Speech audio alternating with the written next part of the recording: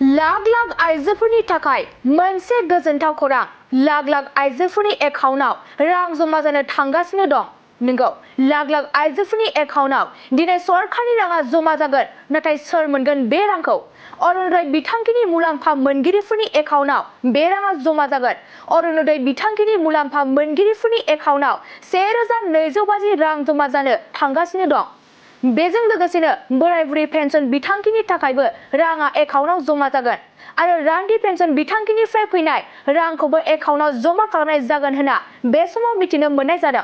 सरकारा बेखौ रोखा खालामदों दि मुलाम्फा मोनग्रानि एकाउन्टआव दानफ्रोमबो 10 अक्ट'आव रां जमा खालामनाय जागोन।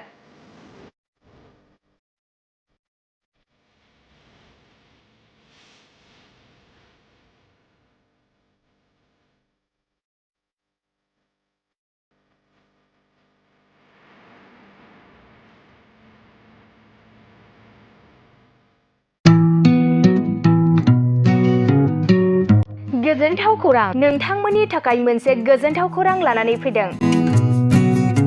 उदालगुरि जिल्लानि सिङाव थानाय डिमाकुसि नोगोराव नोंथांमोननि थाखाय अरदाब दा बड' किटचेन मुंनि गंसे गोदान हटेला गोजोनथाव खौरां लानानै फैदों। नोंथांमोना बे अरदाब दा बड' किटचेन हटेलाव साहा, कफि, आइसक्रिम, फास्ट फुड, आखाइजों बानायनाय ग्रिन टि, न'आव बानायनाय आसार, गाइखेरनि एन्थाब आरो ओंखामजों जेरै अमा, दाउ, बोरमा, साम', खुसिया, अमा गोरान, नाफाम बायदिसिना बर'नि ओंख्रिखौ बे अरदाब दा बड' किटचेन हटेलाव जानो हागोन। अरदाब दा बड' किटचेन हटेला डिमाकुसि सेन्ट्रेल बेंकनि खोलाहा बरुवा रेडिअ' मबाइल गलाजों नांजाबनाय। सोरबाफोर अरदाब दा बड' किटचेन हटेलाव बायदिसिना जामुं आदार जानो थाखाय सिगांग्रो अर्डार हरनोब्ला नैबे 8135967290 जानबुं नाम्बाराव कल खालामनानै बुकिं खालामहरनो हागोन।